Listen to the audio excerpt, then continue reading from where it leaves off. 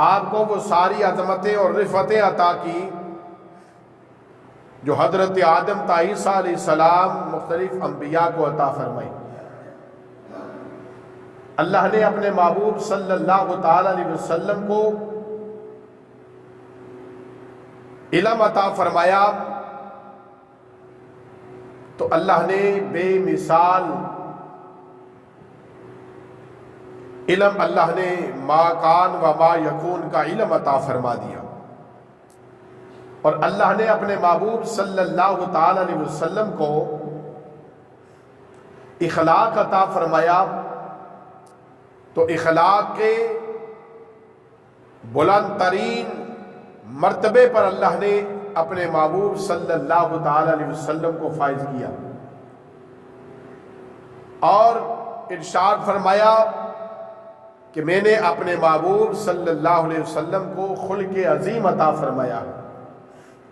اخلاق عظیم ترین مرتبے پر اللہ نے اپنے محبوب کو فائز فرمایا۔ اللہ نے اپنے محبوب صلی اللہ تعالی علیہ وسلم کو معجزات عطا فرمائے تو اللہ نے بے شمار معجزات عطا فرمائے۔ اللہ نے اپنے نبی کو اختیار عطا فرمایا تو بہت سارے اختیارات اللہ نے اپنے محبوب کو عطا فرمائے۔ اللہ نے نبی کریم صلی اللہ تعالی علیہ وسلم کو حسن عطا فرمایا تو آپ جیسا حسین و جمیل کوئی نہیں۔ امام الانبیاء صلی اللہ تعالی علیہ وسلم نے ارشاد فرمایا اللہ نے میرے حسن پر پردے ڈال رکھے ہیں، اگر وہ پردے حسن کے ہٹا دیے جائے، پردے ہٹ جائے تو اس حسن کی کوئی تاب نہیں لا سکتا۔ اور اللہ نے اپنے محبوب صلی اللہ تعالی علیہ وسلم کو طاقت عطا فرمائی تو وہ طاقت بھی اللہ نے اپنے محبوب صلی اللہ تعالی علیہ وسلم کو ایسی عظمت اور شان والی طاقت عطا فرمائی جو طاقت کسی کے پاس نہیں ہے۔ اتنی طاقت عطا فرمائی اور ہیبت عطا فرمائی کہ امام الانبیاء صلی اللہ تعالی علیہ وسلم کے سامنے کوئی دم نہ بھر سکتا تھا، آپ کی لوگوں پر ہیبت طاری ہو جاتی۔ امام الانبیاء صلی اللہ علیہ وسلم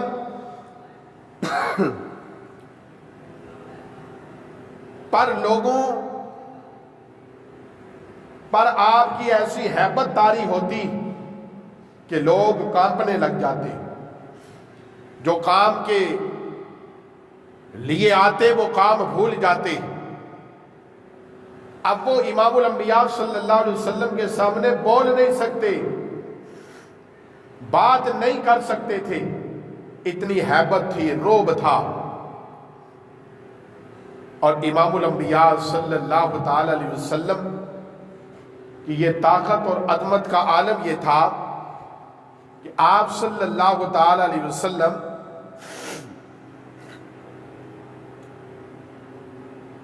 حضرت جبریل امین آپ کے پاس پیغام خداوندی لے کر آئے۔ اللہ کے محبوب صلی اللہ تعالی علیہ وسلم غار حرا میں آپ کئی دن تک تشریف لے جاتے اور غار میں آپ امام الانبیاء صلی اللہ تعالی علیہ وسلم عبادت میں گزارا کرتے، آپ کا وقت عبادت میں گزرتا۔ ایک دن غار حرا میں امام الانبیاء صلی اللہ تعالی علیہ وسلم عبادت میں مشغول تھے کہ حضرت جبریل امین تشریف لاتے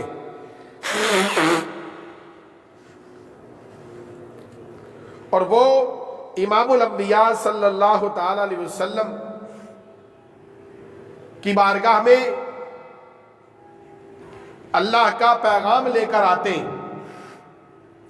اور حضرت جبریل امین اللہ کا پیغام قرآن کی آیات لے کر حاضر ہوئے۔ इमाम अल-अंबिया सल्लल्लाहु ताला अलैहि वसल्लम ने इरशाद फरमाया कि हजरत जिब्रील अमीन आए और मुझे अपने सीने से लगाया और कहा कि पढ़िए, इकरा, पढ़िए आप। और इमाम अल-अंबिया सल्लल्लाहु अलैहि वसल्लम ने जवाब इरशाद फरमाया, मा अना बेकारियन, में पढ़ने वाला नहीं। अल्लाह के महबूब सल्लल्लाहु ताला अलैहि वसल्लम ने इरशाद फरमाया, हजरत जिब्रील आमीन ने फिर मुझे जोर से अपने सीने से लगा लिया और सीने से लगाकर इमाम अल-अंबिया सल्लल्लाहु ताला अलैहि वसल्लम को अपनी ताकत का इजहार फरमाया हजरत जिब्रील आमीन ने। लेकिन अल्लाह के महबूब सल्लल्लाहु ताला अलैहि वसल्लम ने फिर वही जवाब इरशाद फरमाया। फिर तीसरी बार जब हजरत जिब्रील आमीन ने इमाम अल-अंबिया सल्लल्लाहु ताला अलैहि वसल्लम से कहा, इकरा बिस्मि रब्बिकल लज़ी खलक, पढ़िए उस रब के नाम से जिसने आपको पैदा फरमाया, तख्लीक फरमाया है। तो इमाम अल-अंबिया सल्लल्लाहु ताला अलैहि वसल्लम ने इरशाद फरमाया कि मैंने फिर पढ़ना शुरू कर दिया। हजरत जिब्रील आमीन ने आपको सीने से लगाया, अपनी ताकत का मुजाहिरा किया। वो जिब्रील आमीन कि जिनकी ताकत का आलम यह है कि जब कौम लूत पर अजाब नाज़िल हुआ तो हजरत जिब्रील आमीन ने अपनी छोटी उंगली के एक पोरे पर, एक हिस्से पर, एक उंगली के इस पोरे पर उस सारी बस्ती को उठा लिया। कौम लूत के जमाने में हजरत जिब्रील आमीन ने अपनी उंगली के पोरे पर उस बस्ती को उठा लिया, एक पोरे पर उठाया और इतना गहराई से उठाया जैसे समंदर की तह से निकाल के ले आए, और उठाकर उसे ऊपर ले गए और ऊपर से फिर नीचे उछाल दिया और उस बस्ती को तहस नहस कर दिया। अल्लाह के प्यारे महबूब सल्लल्लाहु ताला अलैहि वसल्लम को अल्लाह ने ये ताकत और शान अता फरमाई कि हजरत अबू तालिब ने जब इमाम अल-अंबिया सल्लल्लाहु अलैहि वसल्लम ने लोगों को एक खुदा की दावत दी और अपनी कौम से कहा कि आओ और एक अल्लाह की इबादत करो, बुतों की पूजा करना छोड़ दो, एक अल्लाह की जानिब आ जाओ, कौम खिलाफ हो गई। अब इस कौम ने, कुफ्फार और मुशरिकीन ने हजरत अबू तालिब को बुलाया और आकर कहा कि आपका भतीजा हमारे बुतों को बुरा भला कहता है और वो कहता है कि अपने इन बुतों को छोड़ दो और एक खुदा की इबादत करो। लिहाजा तुम उनसे कह दो कि अगर उन्हें बादशाहत चाहिए, सरदारी चाहिए, अगर उन्हें बादशाह बनना है तो हम उन्हें अपना बादशाह बना लेते हैं। अगर उन्हें मालो दौलत चाहिए तो हम सोने और चांदी और जवाहरात के जो ढेर लगा देते हैं। और अगर उन्होंने किसी हसीन और जमील औरत से शादी करनी है तो हम किसी हसीन लड़की से उनकी शादी करा देते। ये तीनों बातें कुफ्फार और मुशरिकीन ने हजरत अबू तालिब के सामने रखी कि जाओ और जाकर अपने भतीजे मोहम्मद से कह दो, अगर सरदारी चाहते तो हम उन्हें अपना सरदार बना लेते, बादशाह बना देते हैं। अगर वो दौलत चाहते तो हम उनके कदमों में दौलत का ढेर लगा देते हैं। अगर वो किसी हसीन लड़की से शादी करना चाहते तो हम उन्हें ये उनका काम भी कर देते हैं। लेकिन उनसे एक बात कह दो,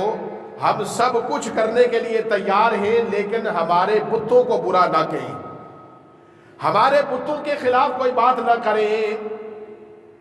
और वो जो बुतों के खिलाफ हैं और एक अल्लाह की तरफ बुलाते और अल्लाह की इबादत के लिए बुला रहे, लिहाजा उन्हें कहो कि ये बात छोड़ दो, बाकी सब कुछ हम करने के लिए तैयार हैं। हजरत अबू तालिब आए और कहा इमामुल अंबिया सल्लल्लाहु ताला अलैहि वसल्लम को ये बात बताई, ऐ मेरे भतीजे, आज कुफार और मुशरिकीन के सरदाराने कुरैश ने मुझे बुलाया था और उन्होंने मुझे ये 3 ऑप्शन दिए हैं, 3 बातें बताई हैं। अगर इन 3 में से जो चाहते हो तुम इख्तियार कर लो, तुम्हें मिल जाएगा, लेकिन तुम दावत इल्लाह, अल्लाह की तरफ बुलाना छोड़ दो, बाकी सब कुछ करो। जब इमामुल अंबिया सल्लल्लाहु अलैहि वसल्लम ने ये बात सुनी ना, तो आप सल्लल्लाहु ताला अलैहि वसल्लम ने इरशाद फरमाया, और हजरत अबू तालिब ने कहा है भतीजे मैं इस कौम से लड़ नहीं सकता, मैं मुकाबला नहीं कर सकता, मुझे किसी आजमाइश और परेशानी में मत डालो, ये जो पेशकश की गई है इसे इख्तियार कर लो और काम छोड़ दो। अल्लाह के महबूब सल्लल्लाहु ताला अलैहि वसल्लम ने इरशाद फरमाया, ऐ मेरे चचा अबू तालिब, अगर ये कुफार और मुशरिकीन मेरे एक हाथ पर सूरज रख दे और दूसरे हाथ पर चांद रख दे और फिर मुझे कहे कि तुम दावत इल्लाह छोड़ दो, अल्लाह की तरफ बुलाना छोड़ दो, एक हाथ में सूरज रख दे दूसरे हाथ पर चांद रख दे, लेकिन मैं फिर भी दावत इल्लाह से, अल्लाह की तरफ बुलाने से पीछे नहीं हटूंगा, बल्कि मैं अल्लाह की तरफ बुलाऊंगा। ये ताकत और ये इस्तेकामत का मुजाहिरा जब इमामुल अंबिया सल्लल्लाहु अलैहि वसल्लम की तरफ से जाहिर हुआ, तो अबू तालिब ने जब इमामुल अंबिया सल्लल्लाहु अलैहि वसल्लम की इस्तेकामत और ताकत को देखा तो कहने लगे, ऐ मेरे भतीजे, अब जो तुझे चाहे कर, अब इनकी हवा भी, कुफार और मुशरिकीन की हवा भी मैं तुझे नहीं लगने दूंगा। अल्लाह के महबूब सल्लल्लाहु ताला अलैहि वसल्लम कोहे सफा पर खड़े हुए, पहाड़ी पर खड़े हुए और अपनी कौम को बुलाया, और कौम जब जमा हुई तो इमामुल अंबिया सल्लल्लाहु ताला अलैहि वसल्लम ने इरशाद फरमाया, ऐ मेरी कौम, ये तुमने जो अपने अपने कबीले के खुदा बना रखे हैं, ये तो तुम अपने हाथों से बुत तराशते हो, इन बुतों को छोड़ दो, इनके आगे सजदा करना छोड़ दो, बल्कि क्या करो, क़ूलू ला इलाहा इल्लल्लाहु तुफ्लिहून, बस मैं तुम्हें अल्लाह की तरफ बुलाता हूँ, अल्लाह की तरफ आ जाओ, कलमा पढ़ो, ला इलाहा इल्लल्लाहु मुहम्मदुर रसूलुल्लाह, अल्लाह एक है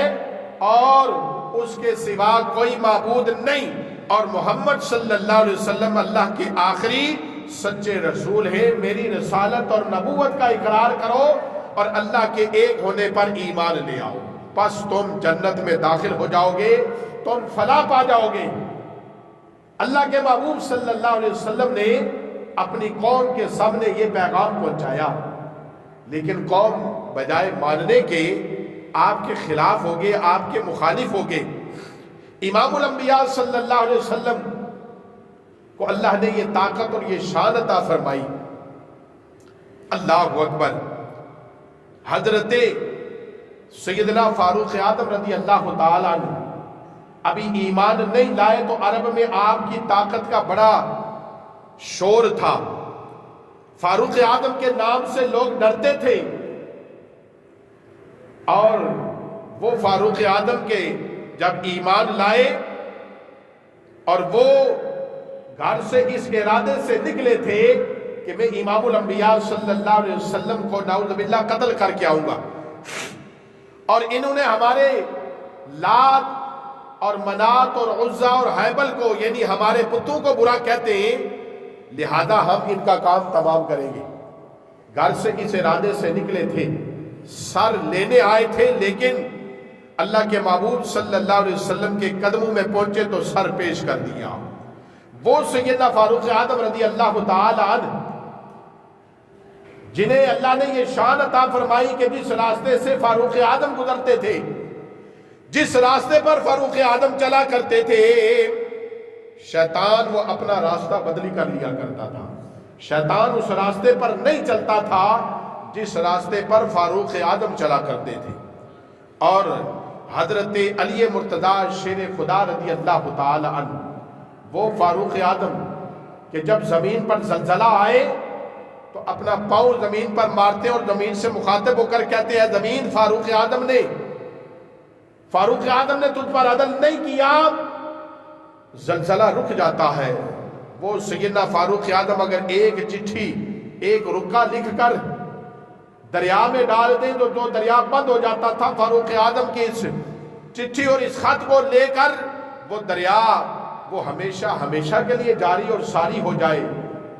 وہ سیدنا فاروق اعظم رضی اللہ تعالی عنہ اور وہ حضرت علی مرتضیٰ شیر خدا رضی اللہ تعالی عنہ، آپ جو کی روٹی تناول فرما رہے، آپ کھانا کھا رہے، حضرت سیدنا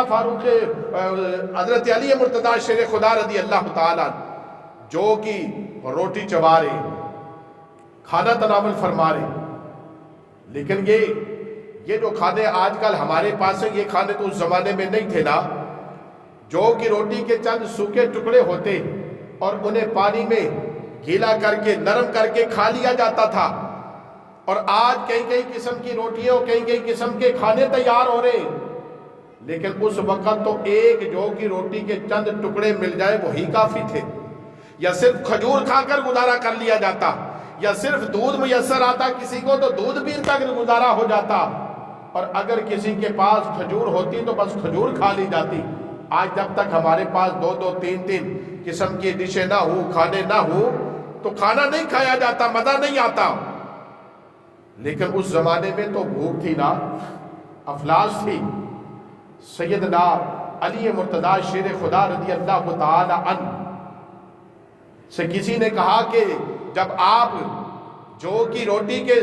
سوکھے ہوئے ٹکڑے تناول فرما رہے، کھا رہے، تو جو ہے نا وہ حضرت علی مرتضیٰ شیر خدا کو پسینہ آ رہا تھا۔ تو کسی نے کہا ہے شیر خدا، اے اللہ کے شیر، جب آپ نے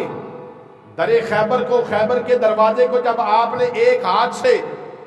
اٹھا کر اچھال دیا، پھینک دیا تھا گیند کی طرح، اور آپ میں اتنی طاقت ہے، لیکن آپ یہ جو کی روٹی کے ٹکڑے کھا رہے،